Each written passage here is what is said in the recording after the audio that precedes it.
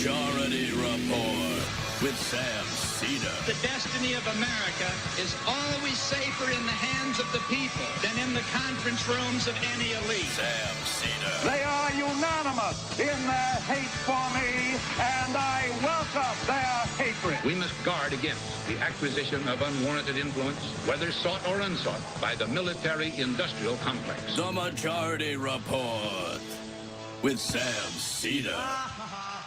Ever get the feeling you've been cheated?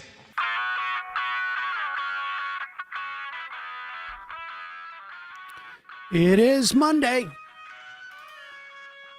November 10th, 2025. My name is Sam Seder. This is the five-time award-winning Majority Report.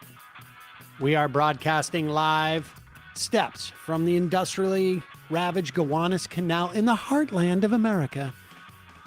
Downtown Brooklyn, USA. On the program today, Rebecca Traister, New York Times bestselling author, writer at large for New York Magazine.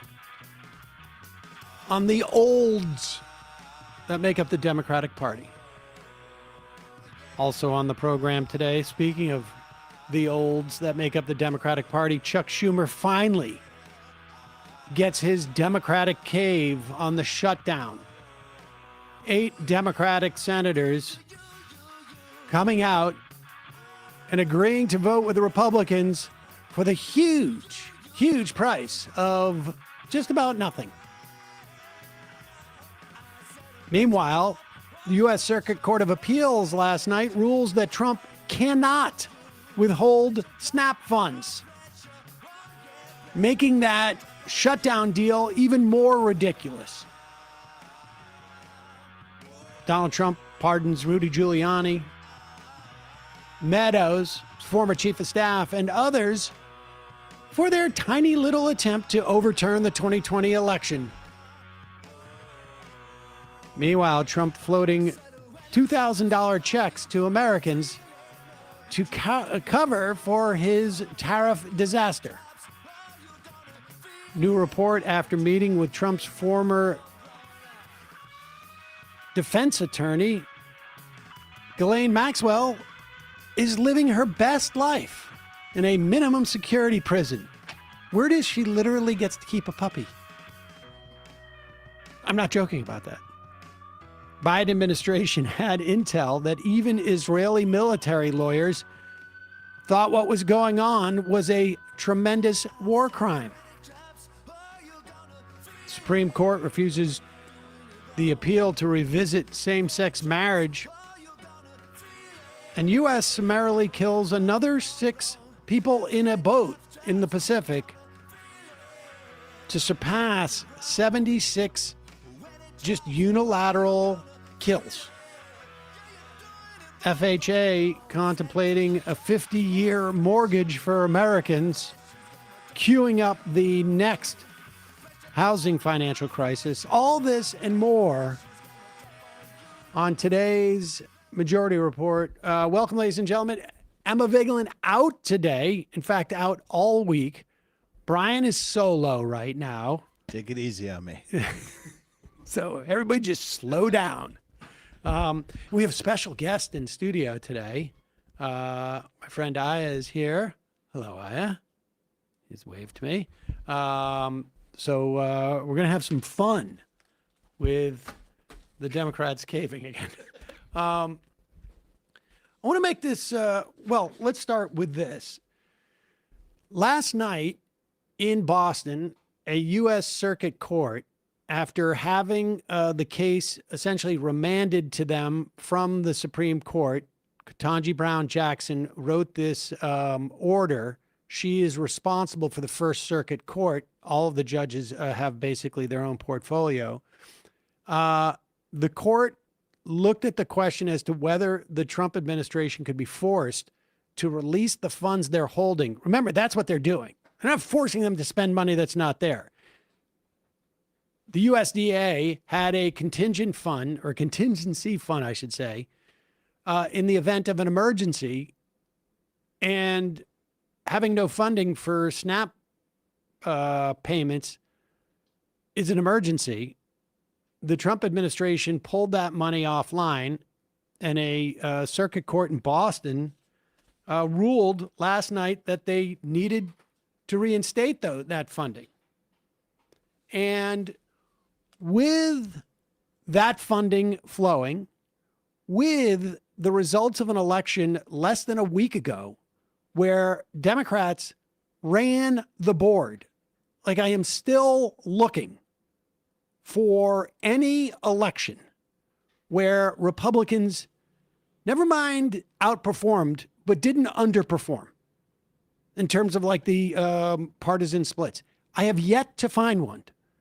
Now, I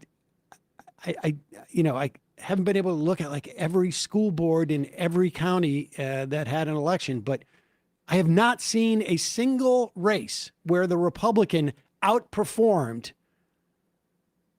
the numbers that they should have gotten. In many instances, they underperformed. The Democrats way outperformed. So we are literally after that ruling yesterday, the Democrats having peak leverage, like the most amount of leverage they could possibly have.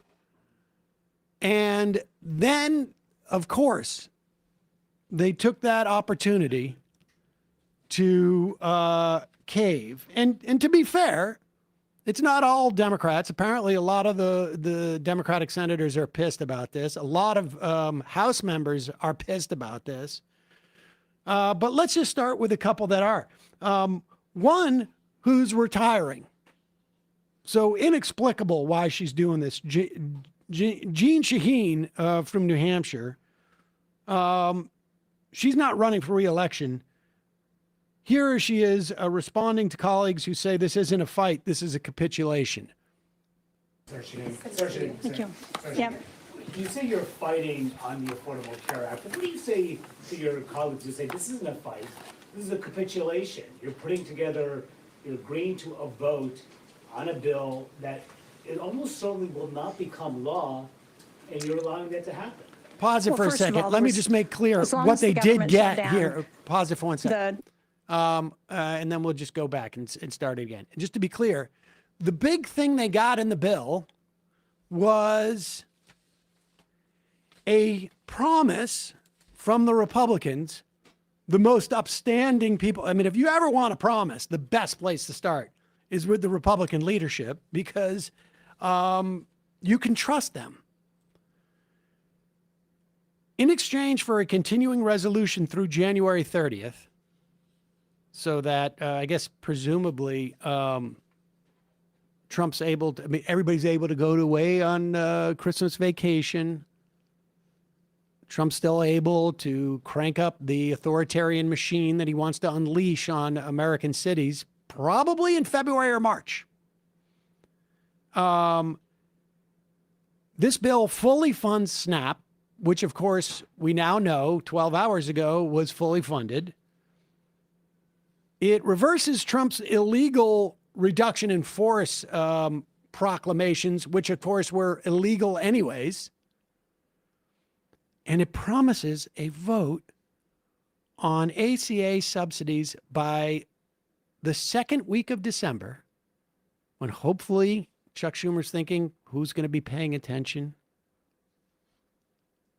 And the Democrats get to write the bill. And I will bet you every dollar in those subsidies, the bill will not pass. They know it won't pass.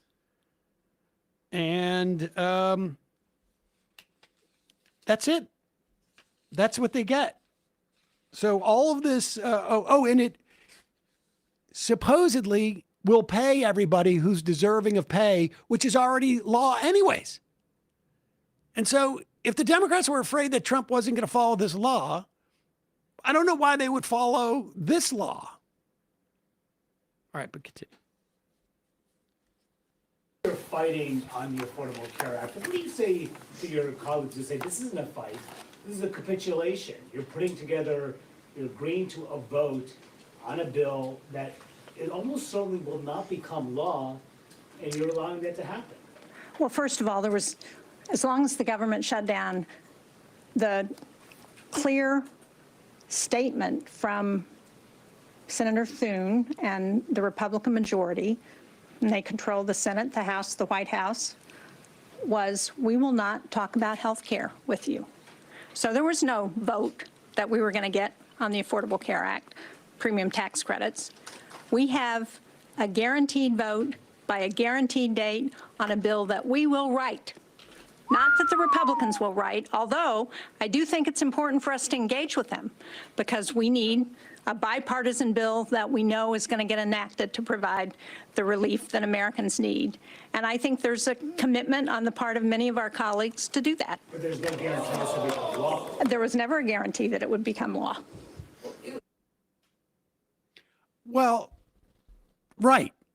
There was no guarantee it would be law. There was never a guarantee it would be law unless you said the thing you want us to vote with you to open the government, we get something that we ostensibly want, which is the ACA premium extensions. Now, to be clear, the real reason why you shut this down is to get a promise that Trump's not going to continue to break the law and rescind money or pocket rescind money or failure to appropriate, and none of that's there. So we're basically exactly where we were 40 some odd days ago, but with the promise of a vote that won't pass.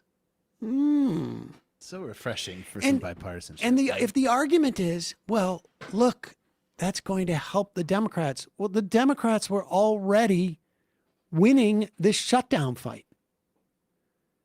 Here's Angus King, granted, not a Democrat, votes with the Democrats, certainly part of this group. In fact, he and Shaheen supposedly led it. Here he is explaining, look, we can't win, so we should definitely prematurely surrender.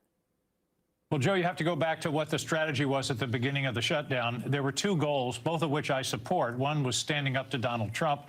The other was getting some resolution on the ACA premium tax credit issue. The problem was the shutdown wasn't accomplishing either goals, and there was there was zero likelihood that it was going to. In terms of standing up to Donald Trump, the shutdown actually gave him more power, Exhibit A being what he's done with SNAP. Pause it. Benefit. Exhibit A, he's talking about this Monday morning. Sunday night, Exhibit A was actually reversed by a federal court under the auspices of an order from the Supreme Court. And so Exhibit A is not, it should not even be admissible at this point. It doesn't exist. And on top of which, if Trump's going to break the law in one instance, why won't he break the law in another instance? You've given up all your leverage. Exhibit A being what he's done with SNAP and SNAP benefits across the country. Oh, by the way, Joe, you're going to love this. Guess who's getting paid during the shutdown? Not the park rangers or air traffic controllers. The ICE agents. Under special law, under that big, awful bill that they passed last summer, the ICE agents are being paid. Nobody else is. So standing up to Donald Trump didn't work. It actually gave him more power.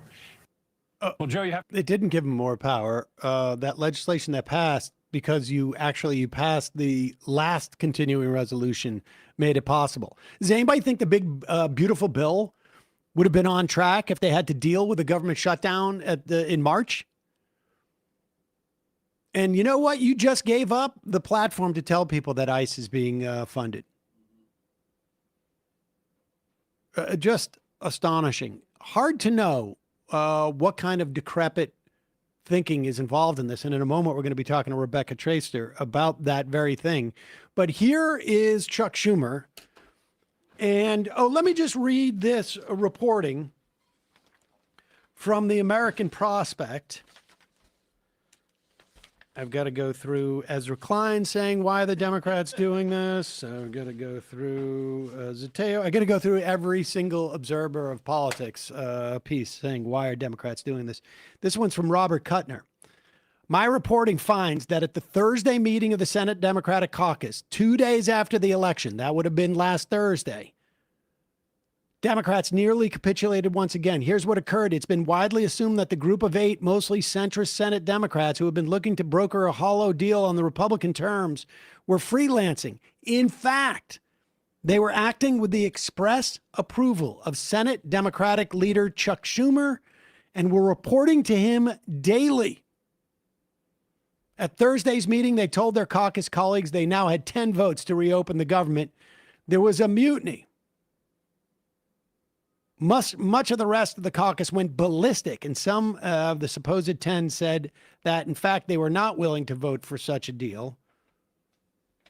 That must have been Ossoff from Georgia is one of them, and maybe the other one was Chuck Schumer. The leaders of the proposed Democratic cave-in both then backed down.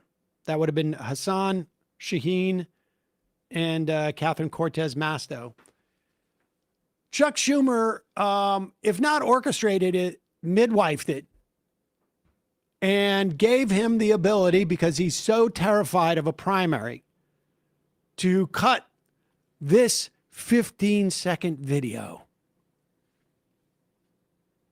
For months and months, Democrats have been fighting to get the Senate to address the health care crisis. This bill does nothing to ensure that that crisis is addressed. I am voting no, and I will keep fighting. I'm ready to run through a brick wall for him. I'll tell you something. That is very inspiring. And he really, like, how did this happen? Like, is he mad at the leadership of the Senate? How could the Senate leadership allow this to happen? He's thinking. And then that's when they had to cut. That's why it's only 15 seconds, because the next thought was like, and the leader of this, oh, wait. Let's cut. Can we just do 15 seconds? Do we need to do the whole thing? The cut was 7 seconds in. Well, that cut, I think, is like one of those jump cuts to make it look like he's stronger. I think that was actually just a camera move. Okay. Not an actual second So that's why take. it fired me up so much. Yeah. That cut. Yeah, that's why you're ready to go out there and lay it all on the line. I'm going to fight until I cannot fight anymore. That's the key. If you say, we're going to fight, as long as you don't get specific. And by fight, I mean usher in a capitulation. Yeah, fight other Democrats. We're fighting over the white flag. Which one of us will get to wave it? In a minute, we'll be talking to Rebecca Traister, New York Times bestselling author, writer-at-large for New York Magazine, on her piece, the propensity for Democrats to hang on. And by that, I mean individual Democrats refusing to give up power. First, a couple of words from our sponsors. I did this last year, and I felt great, and I was shocked by it. You may be suffering long work weeks, particularly these days. Busy weekends, maybe. You're feeling a little and looking a little depleted. Prolon's 5-day fasting mimicking diet works at the cellular level to rejuvenate you from the inside out. It provides real results that include fat-focused, sustainable weight loss with no injection needed. And now they're up in their game for the next generation 5-day program. It delivers the same science-backed benefits in a cleaner, more convenient, and more flavorful format. Prolon is a plant-based nutrition program. They got soups, snacks, beverages designed to nourish the body while keeping it in a fasting state, triggering cellular rejuvenation and renewal. It's a 5-day program. It's developed over decades at USC's Longevity Institute. It's backed by top U.S. medical centers. Prolon's been shown to support biological age reduction, metabolic health, skin appearance, fat loss, and energy. Prolon's a science-backed nutrition that's been shown to support healthy cardiometabolic markers. Next Gen builds on the original Prolon with 100% organic soups and teas, a richer taste, and ready-to-eat meals. Like I said, I did this last year. I came into work. I thought I was going to be a wreck, and I actually felt good. I mean, it wasn't easy, but it wasn't nearly as hard as I thought. And supposedly, once you get to like day 4 or 5 of this, like mimicking a fast, you really start to like regenerate your cells. I don't know exactly how it works, but all the info is there at the site, and you can read it at the USC's Longevity Institute. For a limited time, Prolon is offering listeners 15% off site-wide plus a $40 bonus gift when you subscribe to their 5-day program. Just visit prolonlife.com/majority. That's PROLONLIFE.com/majority to claim your 15% discount and your bonus gift, prolonlife.com/majority. Also sponsoring the program today, Emma's sad she's missing this one. For whatever reason, this makes her feel uncomfortable, I guess. But it is really all about comfort and hygiene. It doesn't matter who you're shopping for this Christmas or Hanukkah season, or your brother, your sister, an activist, somebody who, like Brian, lights his farts on fire or something like that. I've never been able to actually get that to work. Oh, I've done that. Believe me, I've tried. The Hello Tushy Bidet is the perfect gift to indulge every personality on your list. Tushy Bidet is the daily techie luxury that's refreshingly practical and easy to use. I am about to upgrade to the electric one. I'm working on it. I got to get some electricity in my bathroom. But when I started to use a bidet, it was life-changing. I didn't know what it was at the time, but it was life-changing. I mean, it makes, first of all, super easy to install. All you need to be able to do is, if you can switch out your toilet seat, you can do this. You don't need any extra plumbing. You don't need any extra electricity. It goes right into your existing water supply. It is life-altering. If you get dirt on your hands, you don't take a dry piece of paper and wipe it off. You use water. Tushy is the everyday luxury bidet that instantly transforms your bathroom habits and bottom health for life. Tushy Wave instantly modernizes your daily routine in bathroom with a super sleek seat plus 2 separate front and rear nozzles for the most complete clean. It also features a soft close lid and a slam proof for gentle, luxurious finish. Every Tushy bidet easily attaches to your existing toilet without the need for additional plumbing. This is daily decadence with practical benefits. Tushy pristinely removes 99% of bacteria while protecting your natural skin barriers, thanks to one natural ingredient, water. It's easy to use. Sit, cleanse, and dry using the built-in dryer. If you got electricity, that's right. Cleaning yourself after the bathroom is now hands-free. Every Hello Tushy bidet comes with it for sponsoring this episode and changing my life. Remember, a-hole is only a dirty word if you wipe. For a limited time, our listeners get 10% off there. I didn't write that. First bidet order when you use code TMR at checkout. It's 10% off your first bidet order at hellotushy.com with promo code TMR.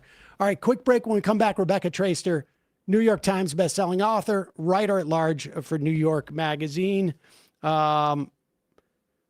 Writing in that same magazine about the Democrats' propensity for not letting go. We'll be right back. We are back. Sam Seder on the Majority Report. Emma Vigeland out this week. Want to welcome back to the program Rebecca Traister, New York Times bestselling author and writer at large for New York Magazine, who has just written a piece in New York Magazine about the Democrats' inability to let go in many respects. This has been something that is been building, Rebecca, as you know. I mean, obviously, it came to a head during the Biden administration, but this has been around too. We even saw it with Ruth Bader Ginsburg and with Breyer.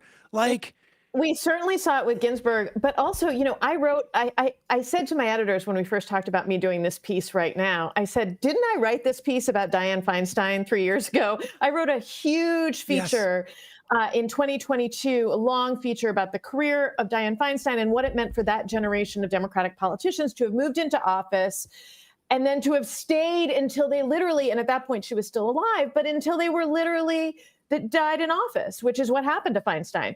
And so, yes, there have, and then of course last year there was the Biden debacle. I mean, which has I don't even think it's arguable that it dumped us here, that an inability to step away and make room for another generation, other ideas about how to govern, how to lead, what it means to lead. I mean, it's chronological and it's also dispositional. What is the difference between people who've had power over decades and how do they view the world and their job in it and their job in Washington versus people who have been out of power for decades, in part because that top layer has been reluctant to leave. So there are all these issues, and you keep thinking this is going to be the thing. This is going to be the thing that lets the party know that we've got to make room for the next generation. And then the thing happens, and they don't seem to learn the lesson. The weird thing about saying the party, it seems to me. I mean, but I do want to compare and contrast like the Democrats to the Republicans. Like the Republicans, I mean, granted, a lot of it was scandal ridden, but not all of it, had like 4 or 5 or 6 leaders in the House during the tenure of Nancy Pelosi. And, Pelosi, I will give her credit. I mean, it's sort of like a mark of where we have to give credit. Like in her 80s has now said she'll step down. But there doesn't seem to be an apparatus. Like there's 2 questions. Like, why is it there's something specifically about the Democrats where, broadly speaking, the leadership seems to be unable to concede power? And then also, like, there's no mechanism to sort of like, it's a problem among Democrats, but doesn't feel like there's a HR department of the Democrats that steps in and says, hey guys, no, but there is leadership, and the leadership that has exerted so much control, right? So you're looking at Pelosi, you're looking at Schumer, Pelosi chose and sort of groomed as her successor, Hakeem Jeffries, who is a younger politician, but who, like many of the chosen within, the people who were groomed and trained by leadership, sort of dispositionally resembles some of the attitudes, strategies, approaches of that older generation. I think you can name a couple of the other candidates who are chronologically younger than the elder leaders, but who govern and view the party in the same way, and who think about what it means to interact with the opposition party and all that, but is it a kind of political moderation? In part, that's part of it. It is a view of what to do with power, or whether you hold power, or how you leverage power. All those things, you can see that in certain other younger politicians who've been elevated by leadership. In the meantime, younger, sort of chronologically younger candidates who and electeds who have come into the party have often been treated as the enemy rather than as the future, which is a real key difference, I think, between the Democratic and the Republican Party. And I don't want to overpraise the right here, which has done a lot of what I'm about to describe in service of an ever increasing authoritarian cruelty, demolition of all kinds of social safety networks on which millions of people rely. I mean, we don't have to discuss what the right is doing.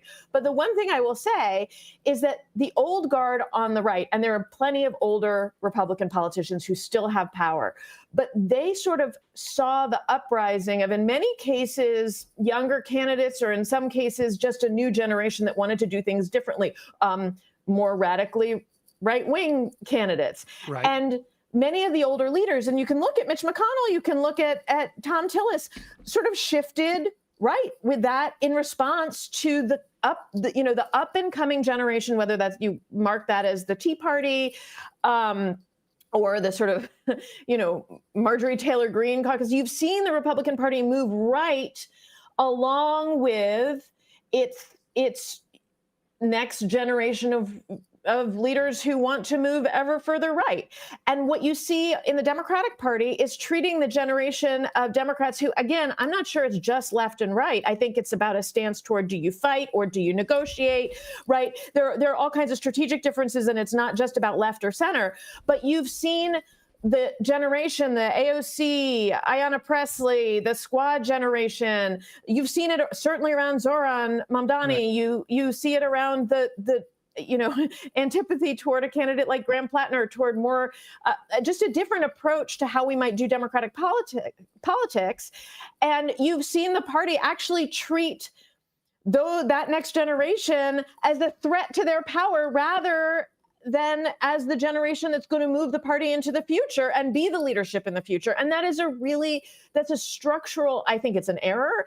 And I think it's creating a structural problem that we're seeing playing out all over the place. All right, let's put a pin on that structural problem for a second. So just to be clear, what we're talking about is like there's sort of like two lenses to look at the younger generation. One is from an ideological perspective. The other is from what I call just partisanship, where they understand like, hey, they have a better sense of who the Republican Party is, and they have a better sense of like how to engage with them, and that you need to fight them as opposed to sort of like constantly sort of seeking the bipartisanship. The bipartisanship was sort of the triangulation of the early 90s.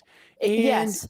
There's a sense that the politicians who came in at that time, you know, in the same way that I only listened to like the 10 years of music from like when I was 17 to 27 at this point, they learned that 100%. And I would argue it goes back before. We're talking in some cases about politicians who are in their mid or even late 80s, right?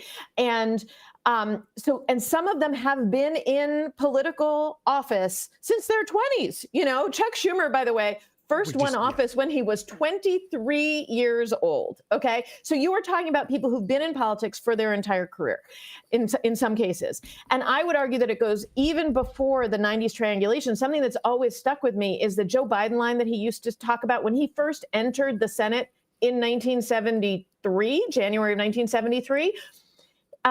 And he was still dealing with a party where there were sort of segregationist Democrats. And he would talk about, oh, we'd fight like cats and dogs on the floor. And then we would go back to and have lunch together. There was this sense of the people in power in Washington had fundamentally something in common. By the way, that something was power. And that even though they could fight about issues, there was still, this is the valorization of civility, you know, and weirdly, the civility always happens on the top, you know, right. That you go to the gym with your colleagues, you have lunch with your colleagues, you drink with your colleagues, and sure, you fight about the issues. It's a sort of separation of the decision-making at the top from the lived realities of what those issues do to the people who are actually living in the world, right? So, but I would say that this extends well back earlier into the second half of the 20th century. And what we have seen is a right wing that has actually just, first of all, I think it was wrong to be so conciliatory in the 80s. Believe me, like so much of what we're seeing began with the Reagan era and a Reagan administration. Tip O'Neill and yes. Reagan were buddies, and they would go. Yep. Right. So I don't want to pretend like the Republican Party was somehow friendlier at that point. It's just that we were actually offered or friendlier to human beings at that point. You know, they were friendlier to perhaps their Democratic oppositional peers, you know, on Capitol Hill. But I do think that there is, for people raised in that era, in which the sort of institutionally obedient thing to do, and that was understood as somehow functional, you know, was to negotiate, to go in with good faith, to talk to your opposition, to reach compromise. Now, we can talk about whether or not that was very bad for millions of people. I believe in many cases it was. But that was held up as a value of being in political leadership in this country. And so that is when you're talking about people who've been in power, again, sometimes from the 70s through the 80s, through the 90s, you're talking about people who still think that should be a norm, when what you're actually hearing from people on the ground whose lives have been remade by so many of these compromises and conciliations in the past is, and who are now watching the just sort of indescribable damage being done by this administration and by the Republican Party. And that means, you know, certainly the rising costs, the unavailability of healthcare, the attempts to wrest healthcare from people, sending people onto the street mass to kidnap people from their homes. I mean, we are watching this at every level, and the idea that you would negotiate with the party that is making those choices is like from another planet for a generation of people who were not raised, in the 90s, or who came of age in an era where they were watching the Republican Party and specifically the Trump administration this time and the last time, to take out the absolute underpinnings of our democracy and our safety nets. How is it, though, that and I know that there's been a shift in just Democratic voters' opinion about like compromising with the other side. That's changed. because I remember during the aughts when, those of us in the blogosphere would be like, why aren't you guys doing anything? And they, we could see the numbers. The Democratic voters were like, this is an important value to them, to compromise. But that's changed as far as I can tell, at least, to some extent. But why have the Republicans learned that it's a different world and the Democrats have not? I think that's a great question, and I actually just don't know the answer. I don't know what's happening on the right that makes it. I think that there is certainly a lot of people would argue that a lot of Democratic leadership did naturally. The people who rose within the party during the 90s and the aughts were people who themselves were perhaps more eager to compromise than some of their forebears, right? Or they became more eager to compromise as they aged. And so perhaps there's some sympathy with the center position, and what is seen as the more combative, pugilistic next generation is also identified as being more left, though again, I think that sort of fails to capture a lot of the generational difference. But yes, in many cases, you're talking about a yearning for a more progressive Democratic Party, one that is not so beholden to Wall Street, one that is not, embedded in with corporate interests in quite the same way that the Democratic Party has become, and that is now considered a left position.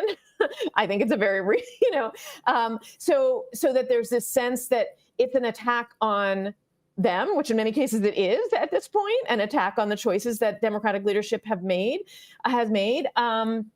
I don't know why the right was more responsive to it. I certainly remember that the right was not initially, and then they got taken by a Tea Party. Let's remember but Cantor gets taken out.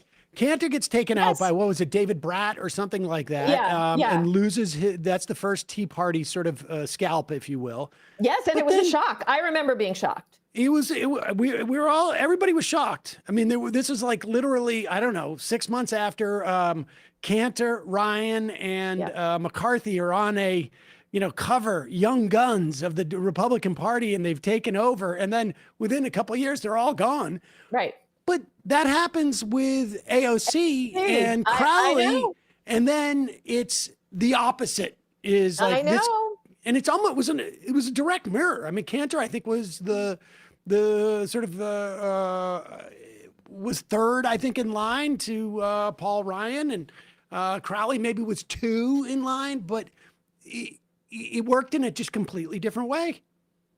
So I would say that there's a critique that one could make, which is that people in power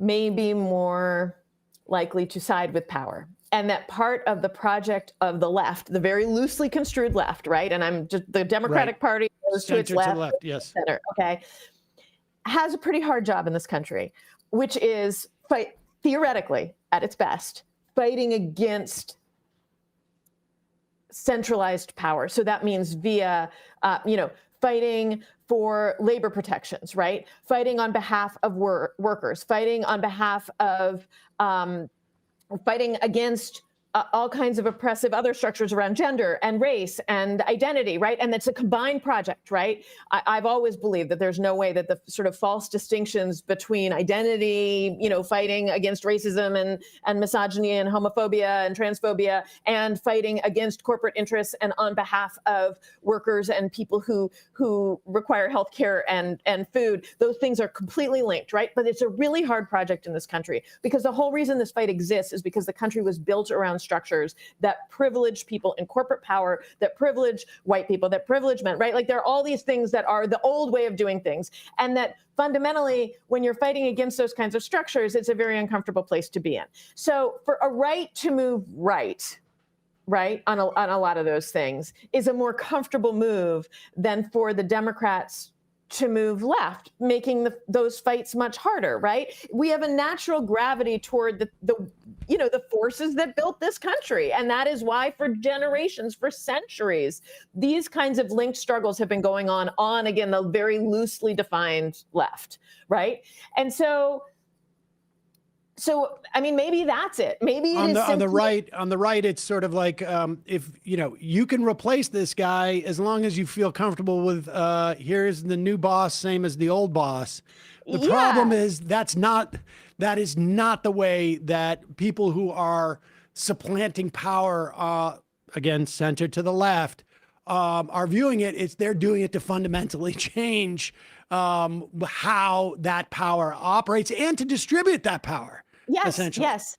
And the power, remember that within the Democratic Party structures, within Congress, you have, this is part of how power works, right? Power moves to the top and then people don't want to relinquish it. That is how you have a country that's so based around corporate power, right? This is how you have a party that is resistant to, changes in how it works in terms of identity, culture, certain kinds of privilege, right? Because nobody wants to give up their power. And then you see the meta version of that happening with actual elected officials who have had certain kinds of power. And this is part of what my piece was about this week, was the very mundane, sort of aside from these broader philosophical questions about what direction is your party willing or open to turning. You also have the very basics of people who have been very used to having a voice that matters, to being able to cast a vote and feel like they matter, to being able to have staffs and take material trips. benefits. Material benefits. It is hard. And by the way, I just want to say, as a human being, it is hard to get old.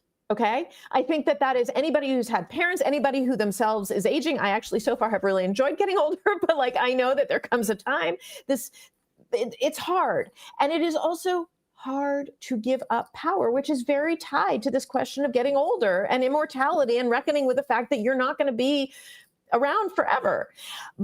And so it's not that I'm without sympathy for people who have in many cases spent decades, being used to a certain kind of life and having a certain kind of voice. I am a little bit without sympathy for those people because, one of the things is your job is... Well, yes, there's a lot of people's lives who hang in the balance. So on one hand, we have what I think Kevin Drum would call the iron law of institutions, which is, you want to hang on to power, even if that means, you're captain of the team on the JV team, as opposed to riding the bench on the varsity team, essentially.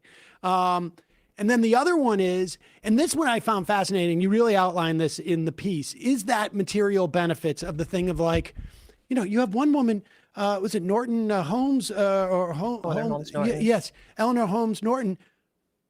The cops just found that she's suffering from Alzheimer's when she got rolled for $4,000 or something. And she's going to run for re-election.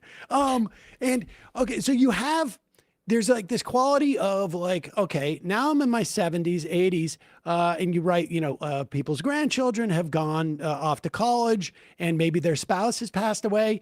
Now their staff is their friend circle, and also, but friends who are really, really helpful, which is, and I totally understand. I'm going to go further than that because they're not friends, they're employees. Right. And they're getting, right. Well, then you also have a Michael Jackson sort of dynamic where it's if this guy, goes into rehab, I'm out of a job. And so we're going to keep this party going.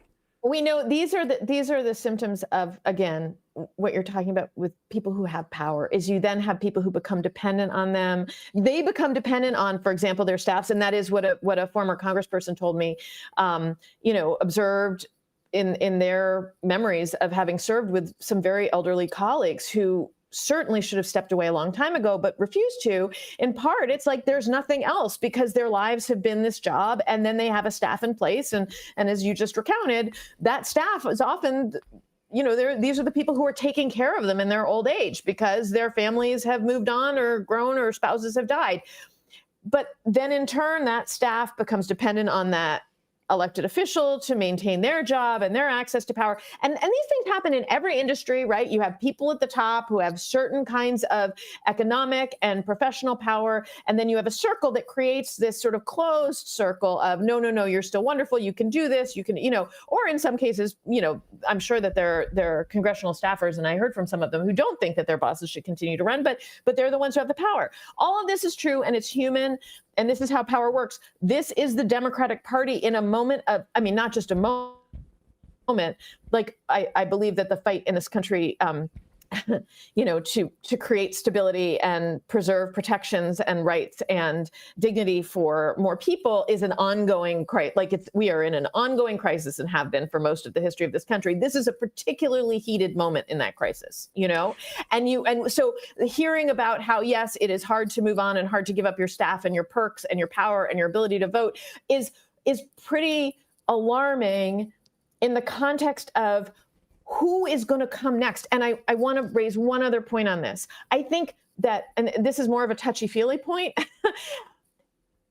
amongst my peers, amongst the people I know, amongst the people I spoke to for this piece and talked to about in all my reporting, there is such a yearning to think about the future, because the current moment can be deadening. And that's not just it makes us feel bad. The current moment in which Democrats have not had a lot of power. Why was last week so thrilling? Just, having a few electoral wins. It was like a reminder that there will be something else. There will be a time after this.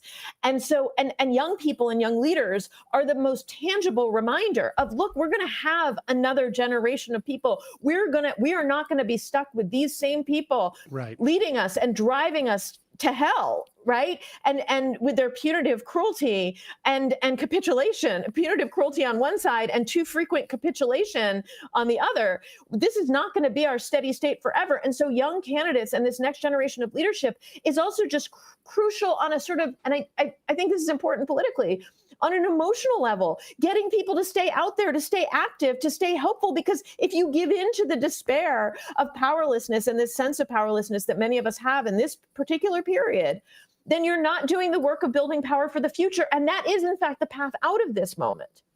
Yeah, I for a while I've been feeling like I'll probably be in retirement or semi-retirement, but that future looks good as long as it's not suppressed as much. I feel the same way, Sam. I feel the same way. But what I also found fascinating was when Nadler, you got a quote from somebody about Nadler, where Nadler felt like he still had time to do something else. And he's late 70s. I mean, God bless him, whatever. But I also remember that, and I don't know if it was back like in the 1860s or 70s, or whether it was in at different parts of the 20th century. But one of the ways that they got federal judges out was to basically say, we're going to give you a good pension. Yeah. And otherwise they would hang on until they're in.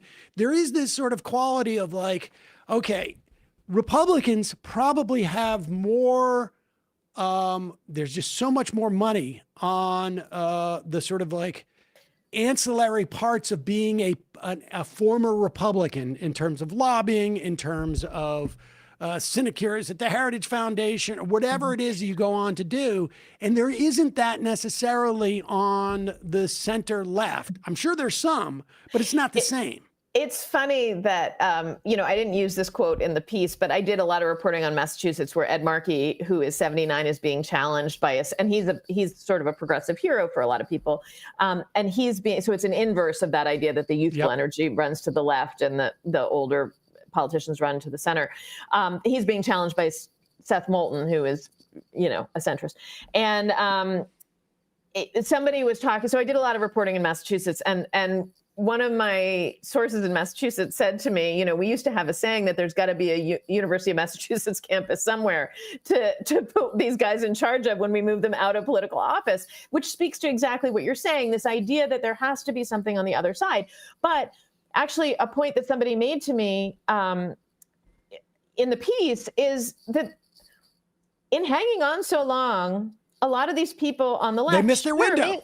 They missed the window for having, so maybe it's not some fancy sinecure, though plenty of them are doing really well, and I don't even know that they need the money. But in terms of prestige, some kind of power after having served, getting the kind of, adulation and having something equivalent in terms of power or authority after their political career, like, a lot of them have hung on so long that they do miss that window. And one of my sources talked about George Mitchell, the former Maine senator who went on to serve as the ambassador of Ireland. And he had retired in his early 60s from the Senate. And then was able to have a tremendous career afterwards. And I think that a lot of them sort of can't see that in refusing to retire. They're missing the window of gratitude, celebration of their career. You know, the kind of people would have them come and give speeches and teach courses and teach the young people. There's an enormous amount of gratitude. And I talked to a bunch of people for this piece who have decided to step aside in part or entirely because they believe that the next generation should take over. And one of the great ones is Tina Smith, who is retiring at she's basically a child at 67. And she's stepping away because she believes so much in the next generation. And she said to me that people come up to her and thank her for understanding that she doesn't have to stay in power forever. I feel like we could get a GoFundMe just to hire like a squad of people to go and take photographs and surround Ed Markey every day and take photographs of him just as if they're like press. But so, okay, this is an interesting sort of like juxtaposition because Markey is a senator who I really do appreciate. But we have this sort of dilemma where Moulton is not of the same ideology. He is Seth Moulton is within the context of the Democratic Party way to the right of Ed Markey, and there are natural successors to Ed Markey, like Ayanna Pressley. Ayanna Pressley is that, yes, and yet she won't jump into the race because there's this sort of frozen thing, but isn't like. And on one hand, it's like, okay, I appreciate to this extent that she has respect for this guy. But on the other side, it's like, okay, listen, you're going to have to jump. The only way he gets out is if you jump in. He may not at that point, and you may split the thing. But if Seth Moulton wins, you're not going to have an opportunity ever to take that next step, at least in that seat. Maybe you got to wait another cycle for Elizabeth Warren or something like that. But this is also incumbent, it's not enough to just simply say Markey won't make the decision on his own.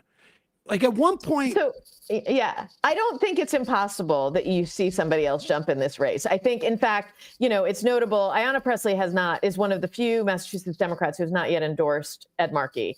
And I don't think it's impossible that she's going to get in or at least investigate it further. But it does create a difficult situation if you're talking about splitting that progressive vote. If you come in as a progressive, are you then, because I think there's a lot of conventional wisdom in Massachusetts that Markey could probably keep the seat. And if you're going to come in and split a progressive vote and then Moulton gets that seat, and Moulton is much, far way less to the preferred. Right of, yeah. Right, way to the right. And also just, he has not exhibited, even for, a center moderate politician, hasn't exhibited greatness, I would say. Right. And he is young and could keep that seat for a long time if he won it, theoretically. But so do you want to enable that? It's a really bad position. And I agree with you. And I think it's very possible that somebody else, maybe Pressley herself, will jump in, and that will change the dynamics of the race. And maybe it will convince Markey to step out. But I also do want to say, one of the things that strikes me so much about Markey's insistence on keeping the seat at 79, again, these are 6-year terms, right? And I know he's very healthy right now. A lot of people are healthy in their late 70s. A lot of how we get here is that we've had tremendous medical improvements, at least for people who have access to healthcare. And so I'm sure he's healthy now, but 6 years is a long time. I've witnessed this firsthand. The difference between 79 Yes. and 85 yes, is not like the difference between 42 and 48 exactly. or 49. It is not even remotely close. But also, let's even put a pin in what the actual physical or mental acuity is, right? He's 79 years old. He's done this job for a really long time. He has been in Democratic politics for all his life. And you know how he won last time? He had a younger challenger 6 years ago in Joe Kennedy, right? And who was challenging him, and he was a more progressive candidate than Moulton is. And you know who saved Ed Markey? Is young people. AOC and young progressives came up and rallied around Ed Markey as an older progressive hero and helped him retain that seat. And he won that seat by like 10 points against a Kennedy, which is hard to do in Massachusetts. Historically, and increasingly easier. Increasingly easier. I think it's going to be much easier moving forward. Right. But the idea that young people came out for him, but that he can't even see what is it that makes somebody think that they're the only person who can do this job, when in fact it's not just Presley. People named a ton. There are a lot of really, really good politicians in Massachusetts who are sort of ready to go for Senate seats. And what is it? Why do you need to have that seat for another 6 years at 80 years old? It doesn't track, and is a particular repudiation to that younger generation that came and worked for him 6 years ago. And there also feels like there's a failure, because then I want to jump up to Maine. You know, like, who is the person who's not having that conversation with Markey? Like, there is a universe out there where the leader of the Democrats in the Senate is not Chuck Schumer, who is not, sort of like just enmeshed in this constant, I mean, I don't know what it is about Schumer's like sort of compulsion to not do politics in many respects. I mean, and we're seeing it in this shutdown. It was reported in the Prospect that he was sort of orchestrating this group of 8. In fact, he may have been 10. He and I would suspect Ossoff, but Ossoff realized, like, no, this does not make sense. But he's out there sort of like mentoring Gillibrand as she moves like further and further to the I don't even know what to call it, ideological, if it's right, if it's corporate capture, if it's crypto. That's the thing. It's not exactly left, right. It's like just a center, money. It's money. It's money. It's big tech It's money and it's power. It's money and it's power, and it's status quo. That's the theoretically thing. Like those two are the ones within the context of the Democrats Inc., as it were. Those two should be going up to Boston and go to Markey like, look, we will help you choose your successor, but you should, if you want to keep the ideological fights that you have, like, that's what should be happening. And they're clearly not doing that. And they clearly also they ignored this same dynamic in Maine, which is, I mean, just tell us about that. You're living in Maine. You've been in Maine for a couple of years now. You have long roots in Maine. Give me your perspective on what's happened with Mills and Platner. We would have to take an entire other hour to tell that full story. However, we have a little bit of time. The bare bones generationally is that it's been pretty well, it's been amply reported and documented that, Susan Collins is up for re-election. Susan Collins is a really fascinating, actually in the 2020 election, I wrote a really long feature on Susan Collins, and I think she was pretty beatable in 2020. People were livid about her Kavanaugh vote. She's held this seat for 5 terms, originally went in as a moderate, right? She and Olympia Snowe for a while were the 2 moderate Republican senators from Maine, New England, right? And she's gotten increasingly conservative, and Maine voters have become increasingly dissatisfied with her. And there was a real wave of fury in 2020 after her Kavanaugh vote and the way she behaved in the first Trump administration, where people who trusted her to be a sort of voice of practical moderation felt really let down and were very angry. Now, the Democratic Party in 2020 sort of handpicked a candidate who was young, Sarah Gideon, but she ran very much in line with the National Party, and she lost. And Susan Collins was not unseated in 2020. And so for this cycle, it was going to be a lot harder, always. It was going to be hard. What does that mean, to run in line with the National Party? Well, it's a bit... she was a top pick of the DSCC. First of all, Gideon was somebody who Schumer et al. Really wanted to be the candidate. She did not stand out as a candidate in terms of how she communicated. She was exceedingly careful. I mean, this thing about what does it mean to be aligned with the party that we were just talking about? Is it money? Is it combativeness? Is it tenor? What's that thing? She was that thing, which I think was kind of careful and status quo, right? I mean, like, it seems to me they pick, Chuck Schumer's out there picking somebody who he thinks is not going to cause him problems in the Senate. Exactly.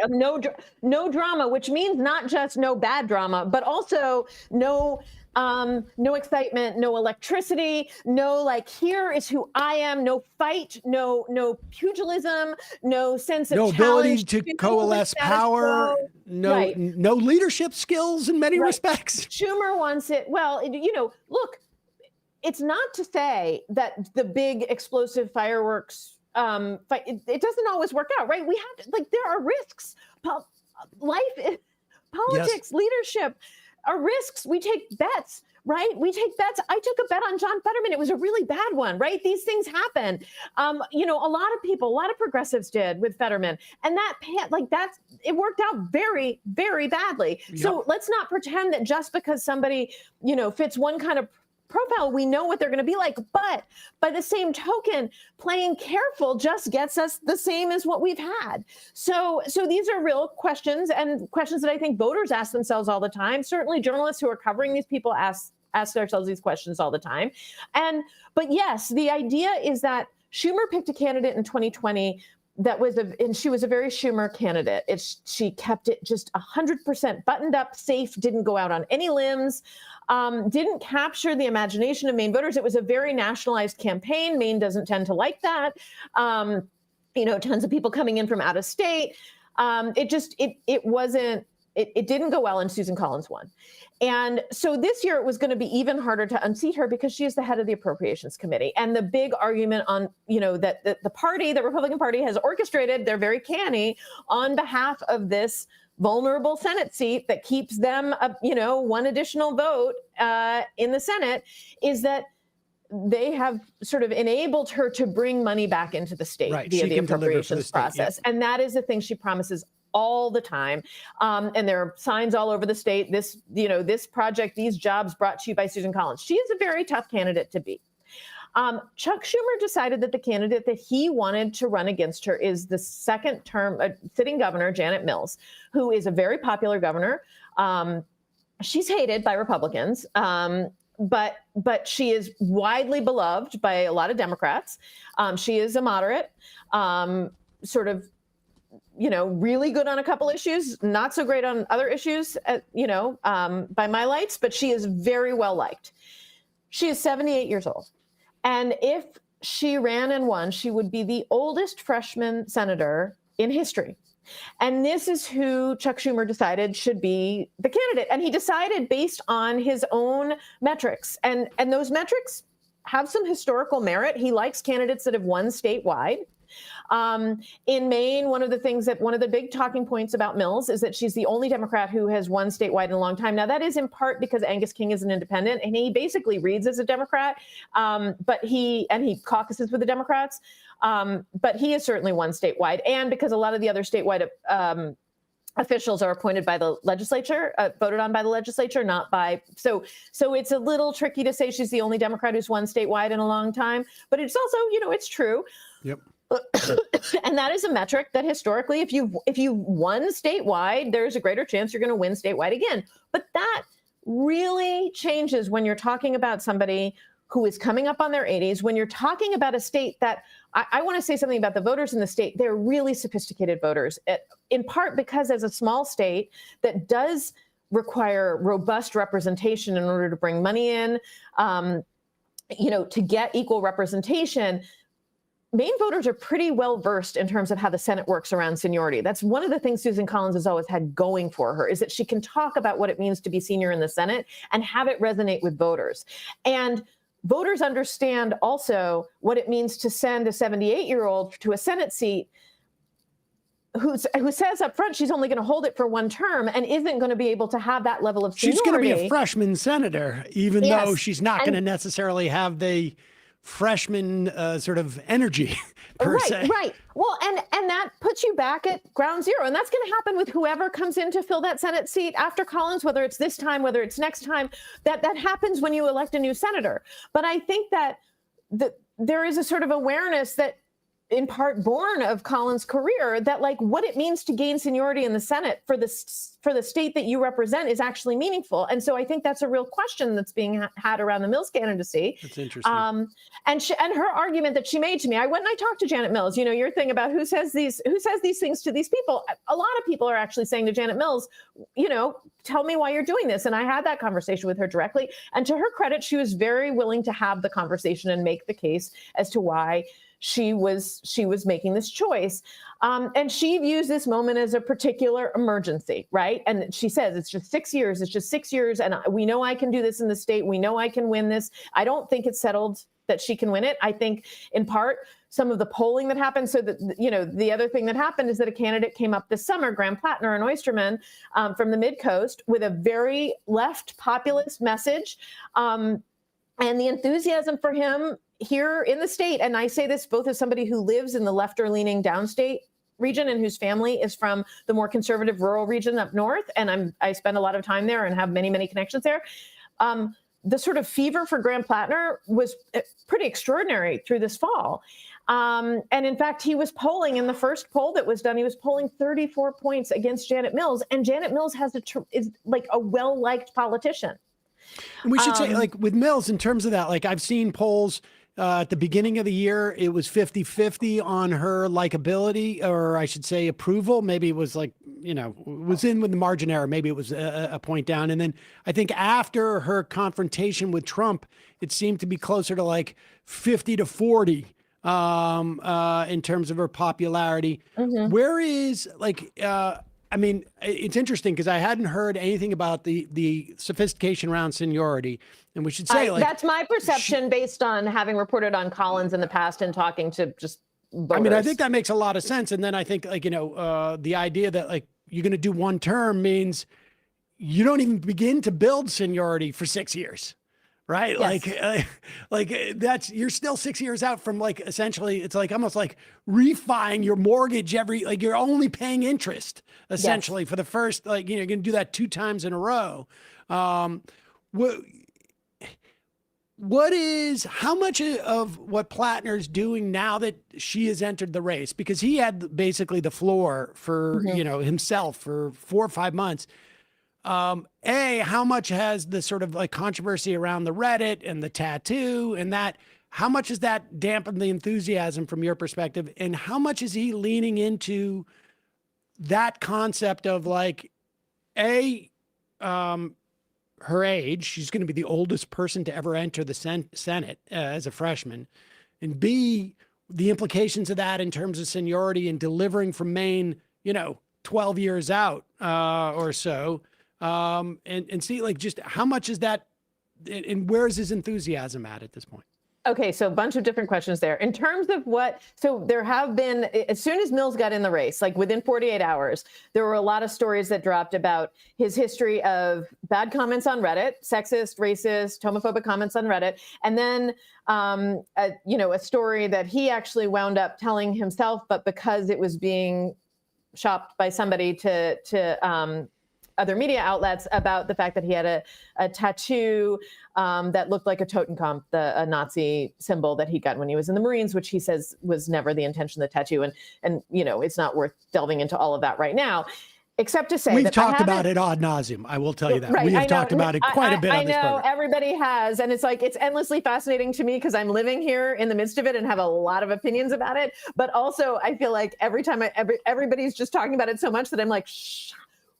Just need to not talk about it for a few minutes. But anyway, I can't say there hasn't been super recent polling. There's only polling from right around the time of the scandal. So I can't say with a kind of polled authority what the impact of that has been. I can only say it, and this is literally about looking out in my neighborhood and talking to my friends who are further up north and having been to the coast. I have not yet observed any measurable dampening of enthusiasm for Platner, which is not to say that people are happy to take on a little racism, sexism, and Nazism with their progressive politics. It's that they do not believe that those stories reflect who this person is right now. And again, I haven't seen the polls. Maybe we're going to see a huge dip. I have no idea. But I can tell you anecdotally, and this is pretty my everyday lived life anecdotally, that I have not heard from people here in any significant numbers that they have changed their view of Platner or what he stands for, which in their mind is not only a sort of economic progressivism, but an anti-racism, protection of LGBTQIA people, feminism, right? I'm hearing from people who are activists, and so far that it has not yet altered their vision of who he is. That is anecdotal. It is not polled. Okay. And I would presume you're in, to the area that you're primarily, as opposed to a reporting, getting that anecdotes, you're probably in the part of Maine that would be theoretically most sensitive to those questions. Yeah, and I'm talking to a lot of people who are activists on these issues. Again, and I'm living here. I am also a reporter. I expect at some point I will write on this race at length. I am not currently writing on it at length. And so I've been in a sort of half human being, half reporter mode where I am talking to everybody all the time. I did, when I was writing this generational story, I was reporting it thinking that Maine was going to be a bigger part of it. And I was doing reporting with voters for several weeks through those scandals. And then it became clear that was going to blot out the rest of the piece. And so we brought it back to just Mills. But so I have actually been working as a reporter here too, talking to people about this. And yeah, again, I don't want to say there are no defectors. There certainly are. I've talked to a few. But the vast majority of people who I have spoken to so far up to this point, and we don't know what else is going to come out about Platner. I mean, one of the things I write, and I think this is really important, I think there was some hope from Platner supporters that Mills wouldn't even enter the race because he had gained so much traction. He did so many town halls. He met so many people in person in the period between his entering and her entering. And there were Platner signs everywhere in this state. And it's very more than a year before the election. That's very rare to see this level of excitement, hundreds of people gathering for these town halls. And I think there was hope that maybe Mills wouldn't even get in. I write in the piece, and I really believe this, I'm so grateful, no matter what your politics are, that actually she did, because this stuff that came out about him, whatever you think of it, was really important to get out there, right? This is one of the things about a new generation come out of one way or untested. another. Yes, and it is absolutely true and fair to say that with a generation of new candidates coming into the public space, we've talked about it before, there are big risks, and you need to and these people aren't necessarily tested, they aren't necessarily vetted, and I don't think that should be disqualifying. I don't think that means that you can't have them run. I just think that it's good when they do run, you got to get some practice, and this is going to put Platner through his paces, and better now than a year from now, if you are somebody who cares about Graham Platner's prospects. So I think it's good that Mills is in the race. And I just don't know. We'll see what we don't know if there's more out there. Again, we don't, there may be more oppo. We just don't know. But as of now, based on what's out there now, what I have heard is that there is still a view of Platner as a candidate who a lot of people who care very much not only about the economic issues, but also about the very issues that the oppo would seem to undermine. They still are excited about this guy. And I want to say something about the other question you asked. He's doing something really smart and interesting. He's not really going after Mills directly. He's going after Schumer. I'm not saying he's not being critical of Mills. He is here and there, but I think this is very smart because she is well liked by a lot of the same people who are supporting him. He is not making her yet, that I've seen, his opponent. He is making Chuck Schumer and the Democratic Party establishment his opponent. And, you can tell Mills was very eager to me to emphasize that Schumer had not talked her into getting into the race. She says, this was not about Chuck Schumer. This was my decision, in part because I think she knows that Schumer party establishment brand may not be very winning with a lot of Maine voters.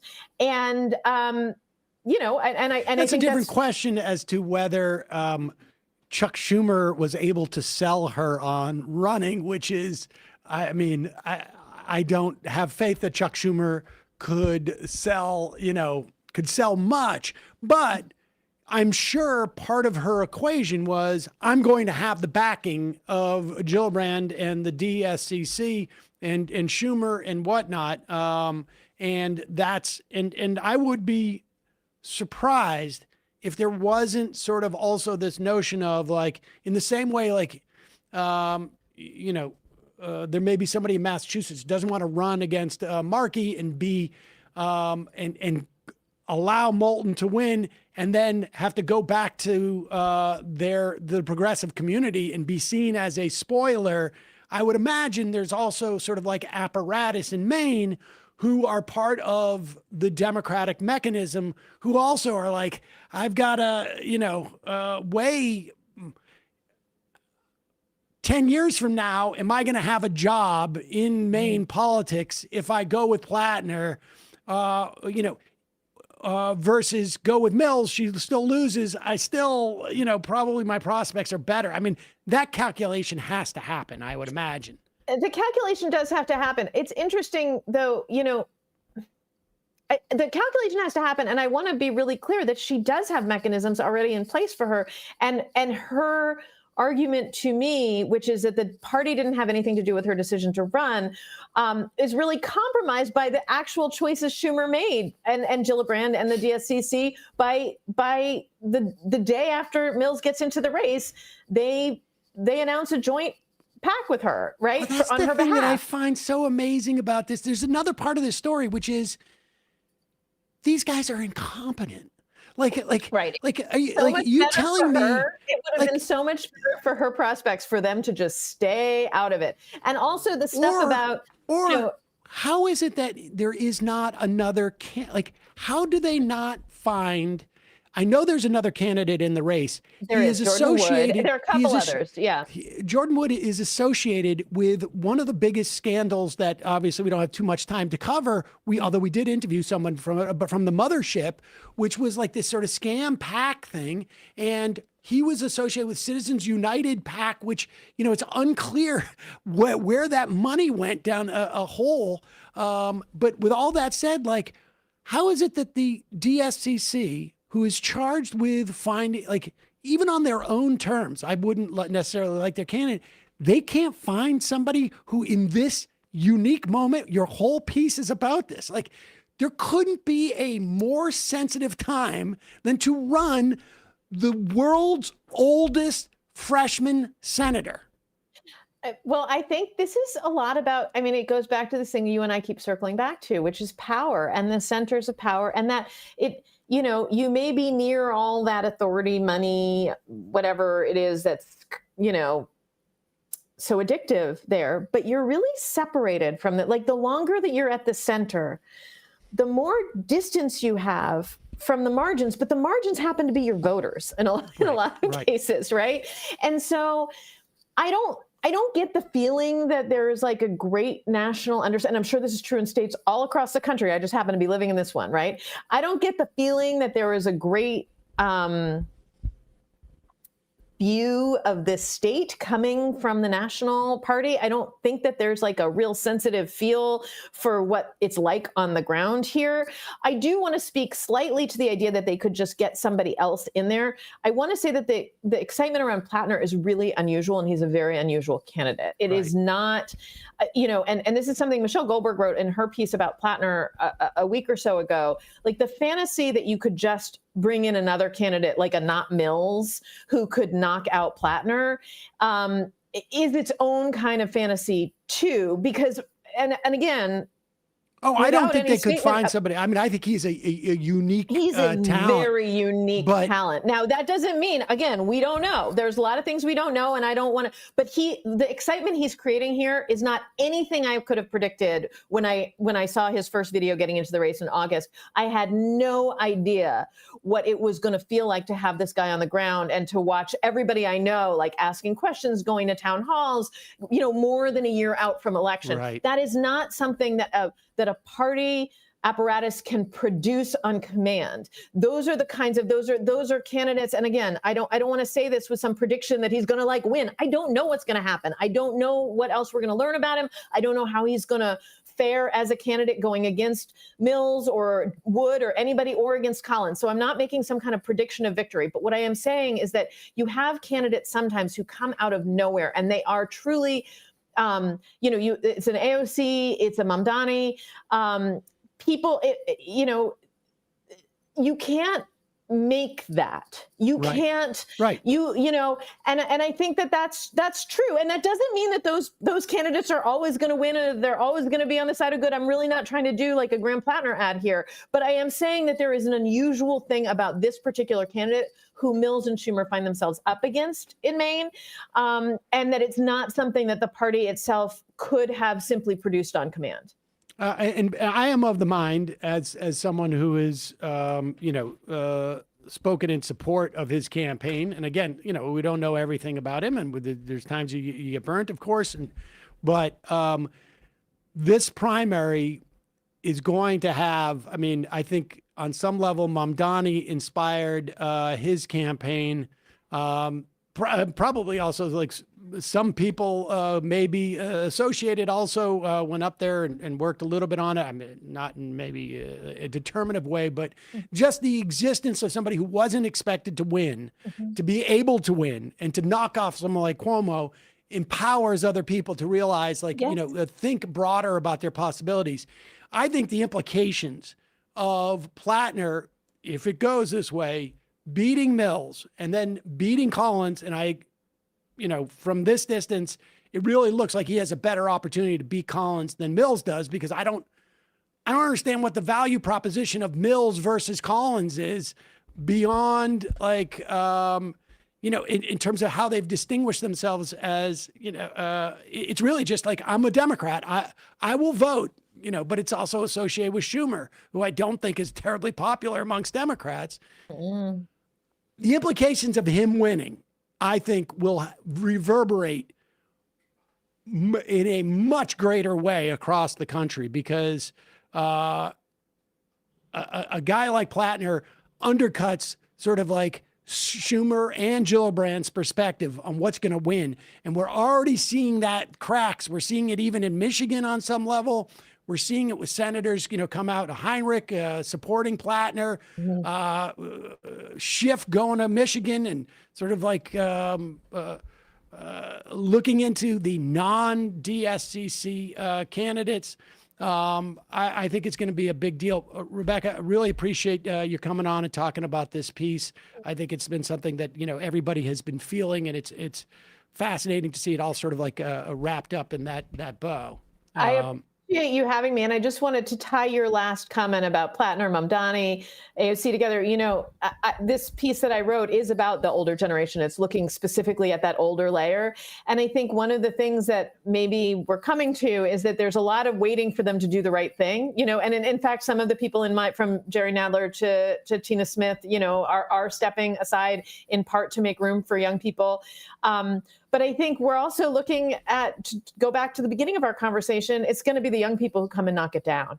And I don't mean just chronologically young. I mean like the next generation that understands democratic leadership in a different way and strategy in a different way is actually going to come and force the issue. And it's not always going to be a matter of the older generation acknowledging that it's time to move aside. And, you know, regardless of what happens in Maine, I think we're seeing that in lots of instances around the country.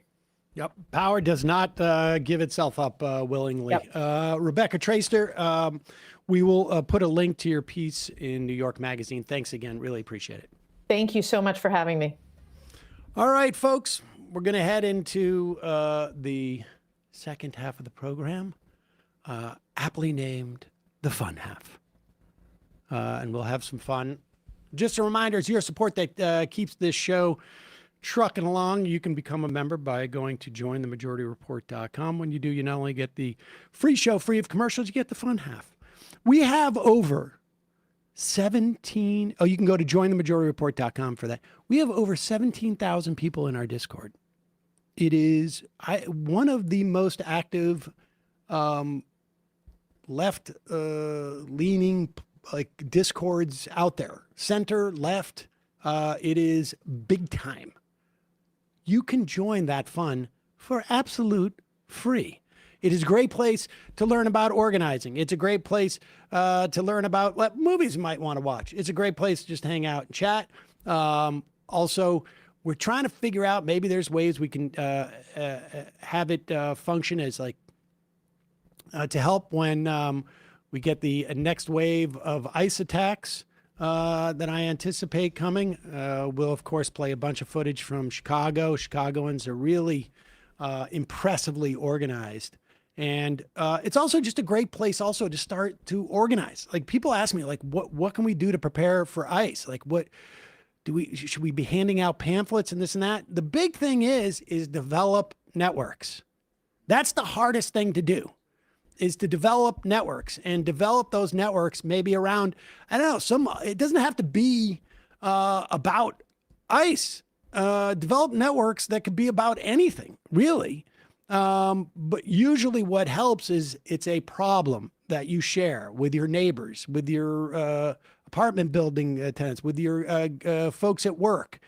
and you organize around trying to fix one thing. And then those bonds, hopefully, you're building those relationships, and it can be activated to do other things. That's basically like what to do right now if you're preparing for this. So the folks in Chicago, my understanding, it's, even it's just like everybody sort of bonded around these whistles. As soon as they start hearing the whistles, they come out of their houses. And but we'll talk more about that in the. And it's fascinating. What was that guy from the food truck or something? The taco. What is it? LA Taco. LA Taco. And we played a video from a run club. Like this is why it's good to just get out into organizations in general, because they quickly that social fabric becomes useful outside of like a run club or wanting a taco. Totally. Noel from San Francisco says the Discord was on the Senate vote like white on rice, as it were. Check it out. Also, don't forget, we got merch. We have the new Trump Slump stickers. We've just introduced those. Great for Christmas. Great stocking stuffer. For your children? For your kids? Honestly, like you could get like a Trump Slump stickers. Kids are going to love that. Like, listen, give them permission to vandalize. If your kid, this is, you're more sort of like advanced children. If they get a bad grade on their report card, they slap a Trump Slump sticker on there. It points to the report card. You bring it home to your folks, and your folks are like, wait, you got a D? Oh, but look at the Trump Slump sticker. So you're politically aware. Yeah, it's like the kids completely now. I know there's not a lot of kids who are watching this, but maybe you're at college. Maybe you're in high school. Maybe you're getting bad grades. How do you deal with it? You make your parents laugh. You make your parents laugh. So you give them you give them the thing with the pointing to the bad grade. Bingo. How am I supposed to study in this economy? Exactly. I can't do this. It's Trump Slump. It's not even me. It's Trump Slump.